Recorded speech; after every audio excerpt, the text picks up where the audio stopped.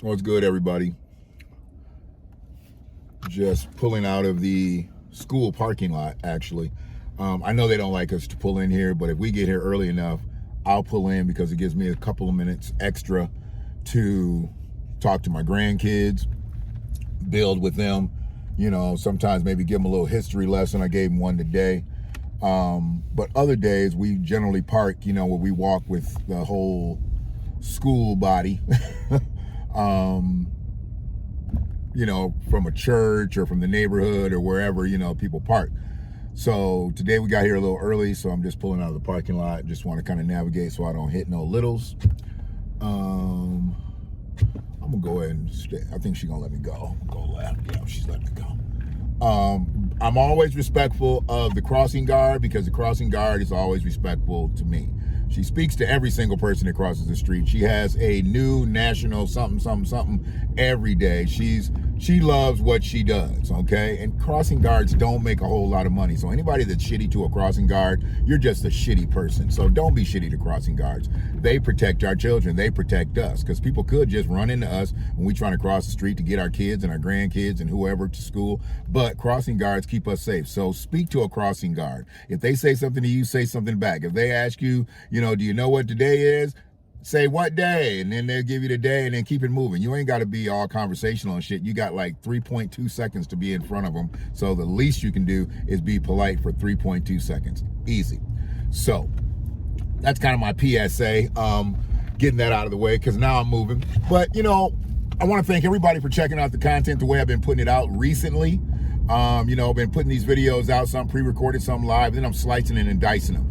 So they should have never gave me AI. They should have never I've been able to edit videos and edit audio for damn near 30 years, but that's beyond the point. Remember, I'm closer to 40 years because I learned how to edit with a reel-to-reel with a razor blade. But see, a lot of people don't understand that life. They only know the digital life. But I go back to the analog days where we could edit cassette tapes, reel-to-reel tapes, yada, yada, yada, whatever. Don't matter. But where I'm at with this thing now is I want to get the message out there as effectively and most efficiently as I can. And this editing thing is helping me, because I can kind of control when I do stuff and I ain't got to do a whole lot of content, but I can do a lot of content at once and then break it all up. So appreciate everybody that's checking out the stream. So, that's been helpful. And the clips, TikTok, got a shot in the arm with TikTok, figured it out. Brother Michael told me what to do on TikTok. My cousin Maurice told me what to do on TikTok. Everybody's been very, very helpful because I'm a rookie on TikTok. I am a TikTok rookie. All right. I know I'm old as shit, but I'm still a TikTok rookie. I'm new to TikTok. So if there's anything that you can do to help me out, help a motherfucker out. I'm old, okay? My hearing's good. My voice is good. My brain is good. I will do my best. All right. I will do my best. If I fuck up, don't come at me because I'm the villager on deck. And you already know you don't come at the villager on deck. I bully bullies. Don't bully me. But I want to talk about something real quick. Real quick. Something that's kind of near and dear to my heart. Growing up in Ann Arbor, Michigan, I have been a Michigan fan, Michigan football fan, Michigan basketball fan. Pretty much anything with the block M on it, I will root for, especially against Ohio State and Michigan State. But anyways, I came up in the era where the Fab 5 was, and I was a grown man by then. I was actually running a restaurant, and the Fab 5 players used to actually order food. Jalen Rose was a huge customer of mine. He lived over in Homestead Commons on Eisenhower and Packard, and I used to deliver to Jalen Rose, and Jalen Rose would be in there with like other Fab 5 members. They'd order fried chicken dinners and stuff, and Jalen had all his trophies and everything around. When he would order food, sometimes I'd come to Jalen's house and he'd be looking around. I'm like, I know this motherfucker got some money. And, he'd be looking around like, where's my money at? And then one day Jalen paid me. It was so funny. He had a gold trophy with a basketball sitting in it. And he was looking for some money and stuff. And he lifted up the ball in the trophy where, and it was $100 bill in there. Now this is 1993, area, when they had lived in the dorms in first years, I guess. I think they mostly lived in the dorms. Some of them had apartments, but anyway, that's another story. Anyway, Jalen, is living in there, and right in the apartments. If you know Homestead Commons, you'll know this to be true. So you walk right into Homestead Commons, and there's a little shelf right there. There's a closet to the right, and there's a little shelf right there. Right on that shelf, that's where Jalen had his trophy. He lifted up the ball, and there was a $100 bill in there. And he paid me. He said, "Oh man, can you break 100?" And I was like, "Yeah, I can break 100." Now, a typical driver probably wouldn't have been able to break 100. They've always told people delivery drivers do not carry a lot of money. Delivery drivers cannot break big bills. But I wasn't just a traditional delivery driver. You know, I ran the joint. So, you know, I had a couple more dollars than the average delivery driver. And yeah, I was like, no problem. He's like, "Oh, okay, cool." You know, so he gave me the 100, and I pulled out my money, and he was like, "Oh shit." He was like, "You must deliver a lot of food." We went back and forth. I was like, "Oh, the restaurant is actually mine, you know, that it." He was like, "Oh, you delivering?" And it was a great conversation. It was cool, you know? And I was like, yeah. I was like, shit, I got to do the work just like everybody else. I was like, I'd be cooking sometime too, and wham. From that point on, Jalen had already been ordered. He ordered more. And then I started noticing more people on their team, and people, Jalen said, "Your food is good, da-da-dee-da-da-da." And I'm like, cool. So Jalen gave me like a referral, you know, but that was cool that he was supporting the black business. He probably got down to Ann Arbor. Nobody was making fried chicken the way that, you know, fried chicken, barbecue chicken, anything he was probably looking for that he was used to in the city, and Jalen would order from me. So it was a beautiful thing. It was a beautiful thing. So what I want to do is I want to play something that I heard. I thought it was a cool situation, and I want to play it. And because Jalen was on All the Smoke, you know, and hopefully All the Smoke don't get mad that I take this little clip, because I'm giving them the credit. Matt Barnes, Steven Jackson, you know, I'm giving them the credit. And but Jalen's from the D. He's from Michigan. I'm in Michigan. I'm from Ann Arbor. We talking about some relative shit. Fair use, not trying to steal no copy shit. I don't think they on that shit, but they work for people too. So maybe they people gonna be on that shit. Hopefully it ain't iHeart that they work for, because iHeart, they don't like my ass at all. They be thinking I'm like, I got 13 motherfucking subscribers, and you motherfuckers gonna put a copyright infringement on my shit for 10 seconds of the Breakfast Club? Fuck y'all. But anyway, so hopefully it ain't iHeart, but if it is, it is, and it'll be muted, and y'all never see the shit anyway. So let me just play something that I thought was some cool shit that Jalen was talking about, you know, how the Fab Five like got their aura. You know, they were great basketball players, you know, in their own right. But this is how the Fab Five's aura was built. This is some cool shit right here. Just check this shit out. Let me make sure my volume's up. There we go. What part did you play in the Fab Five swag? Like, I know everybody had their own input. Mm-hmm. The baggy shorts, shoes, what part you played? It's hard for me to, like, say it without people thinking like I'm trying to make it about me. Mm-hmm. But you was the fashionable one though. But I was to the this one, day, look at it. I was the one that cared. I cared more. Mm-hmm. That's all. Yeah. Like, and that was because Jalen was from the D. You know, the D is all about that style, that swag, and Jalen had that, and so he knew what to bring. But this shit is so simplistic. You won't think it wasn't like Jalen was sitting down like Karl Kanai and shit, and you know, FUBU, and designing the Fab Five shit. Listen how they got to their shit. I think he said something about the shorts first. Juwan was like, dog, I'm trying to ball. Mm-hmm. Juwan's a professional. Juwan was always 10 years older than us. Yeah. And he's true too, because Juwan was the mature one. I took care of Juwan and his coach when they came to stay at the Campus Inn for their recruiting visit. And when Juwan signed with Michigan, his grandmother died like the next day or like 2 days later. Like, he literally signed with Michigan. She saw her baby was going to college, and she passed away.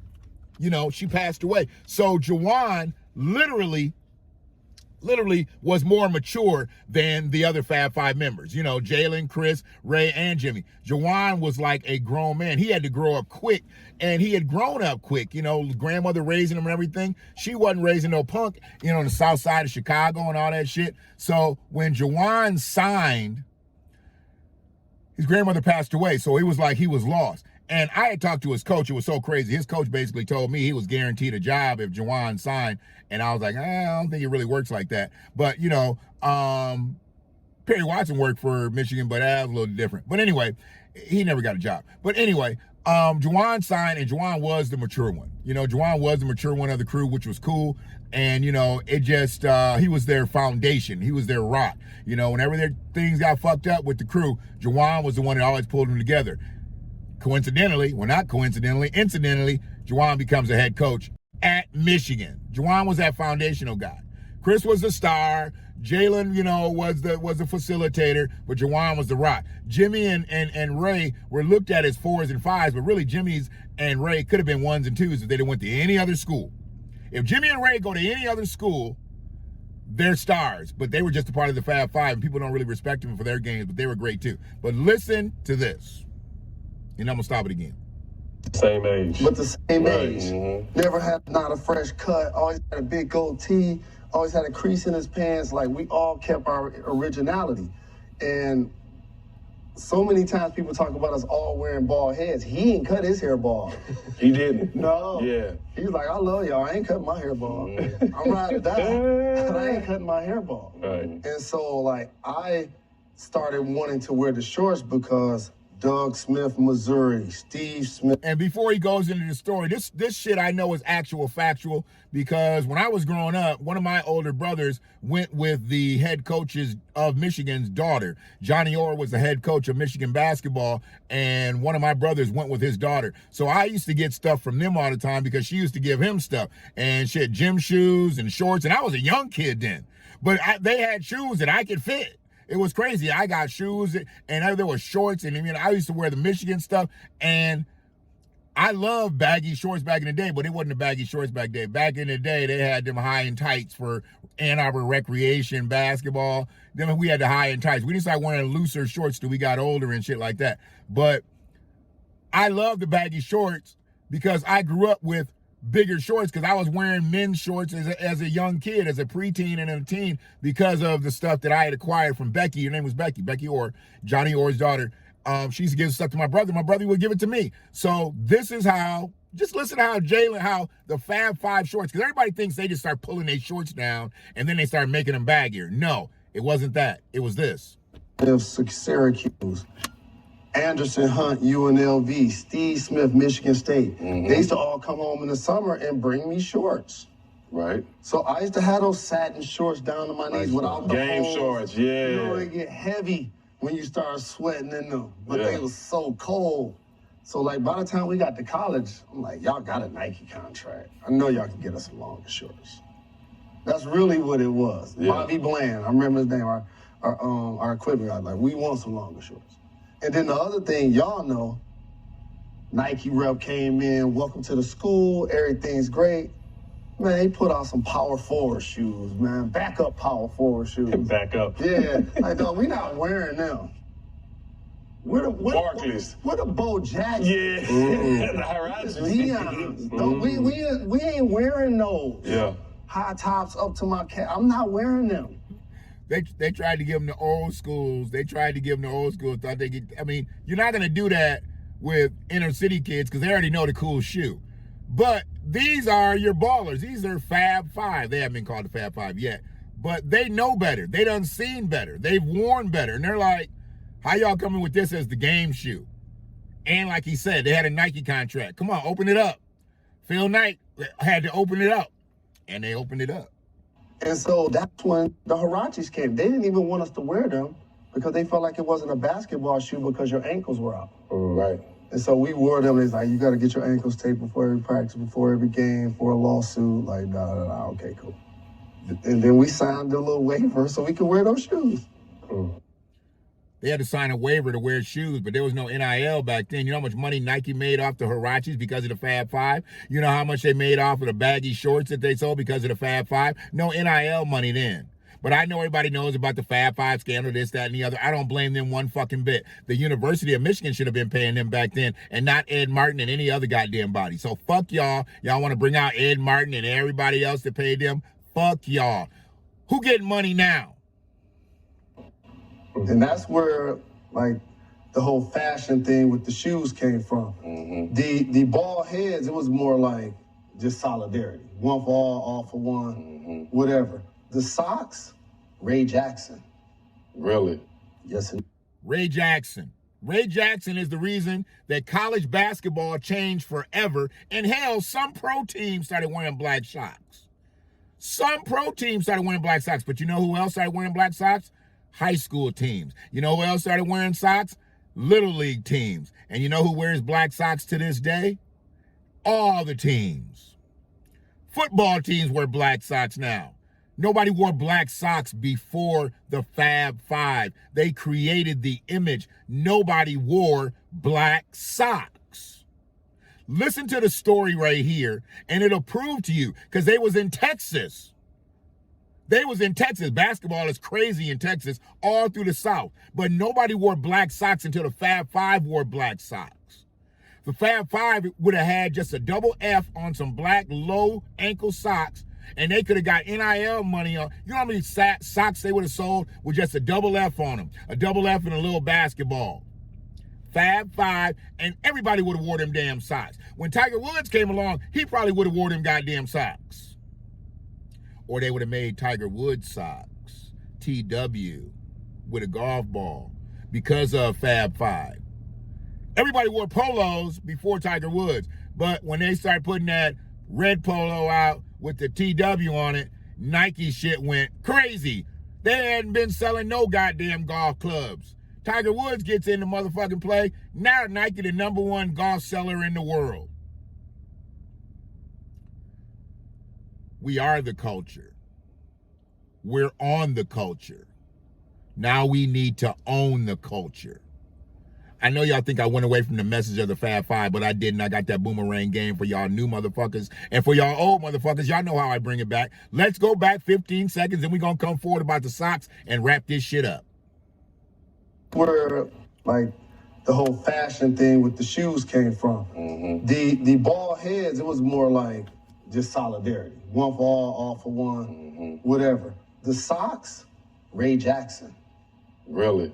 Yes, indeed. We were about to play in Texas. I forgot one of them Texas schools. And Ray's homeboy came to the hotel. Ray was like, I've been traveling, bring me some socks. And he brought Ray a gray pair with blue Nike. And I was in the room playing Madden. And Ray came in the room and he pulled out the socks. I'm like, dog, where you get them from? He's like, he just got them for the mall. And then we all looked like, they have some black? Right? So we went to the mall. Now just think about this. They didn't have 5 pairs of black socks at an entire mall. The first game, I wore dress socks.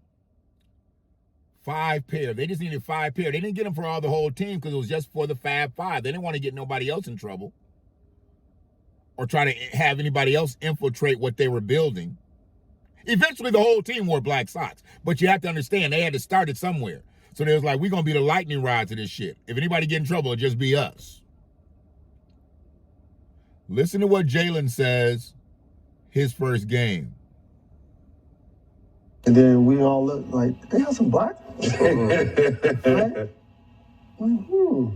So we went to the mall. Now just think about this. They didn't have 5 pairs of black socks at an entire mall. The first game, I wore dress socks on top of my white socks. Yeah. True story. I don't socks. dress socks. We went into the little stall, we put on our unis, covered up the socks, We ain't gonna snap off our pants until right before the tip off. So they won't tell us no. You know how that works. We do it prior, gotta get it from the PR, gotta get it from the coach. Somebody gonna shut it down. We're gonna shut it down. Exactly. So we're gonna make sure they can't shut it down. Yeah. So that's how we did it. That's dope. Hell yeah. So the shorts and the socks and the bald heads, that's how all that came together. That's how all that came together.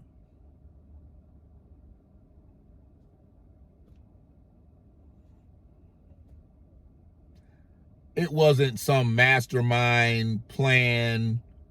It was just some organic thinking and unity, camaraderie with 5 black kids playing basketball and going to school. The Fab Five created the Fab Five. The Fab Five's parents created the Fab Five basketball players. they weren't commercial. They were made to be commercial. They were made to be commercialized. Unfortunately, back then, they weren't monetized. And then they became criticized. And now at the University of Michigan, they are now ostracized. Fuck Juwan coming back being a head coach. That's just him being a superior athlete, a superior gentleman, businessman, da-da-dee-da-da-da, acquiring that job. The Fab 5 is still not recognized at Chrysler Arena. They brought him back to the football game, but they not bringing him back to Chrysler Arena.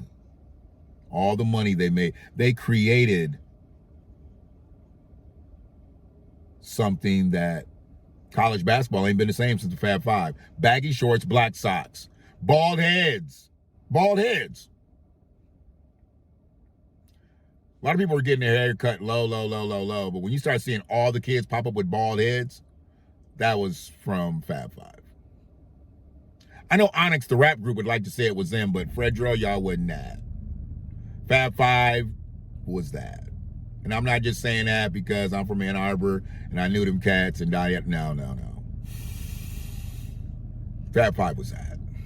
But y'all be good. Appreciate y'all checking out the content. Check me out on everything. IG, YouTube, Instagram. That is IG. See, I'm old. TikTok. Trying to remember all this shit. Twitter, what they call it, X, and Facebook. That's kind of my home base because that's where I started everything with these videos. You know, I had some YouTube videos way back in the day, but never really did nothing with it. Most of my videos been on Facebook, but now they're everywhere. I'm just going to fuck with y'all in every way I possibly can. The right way. One love. Go Blue.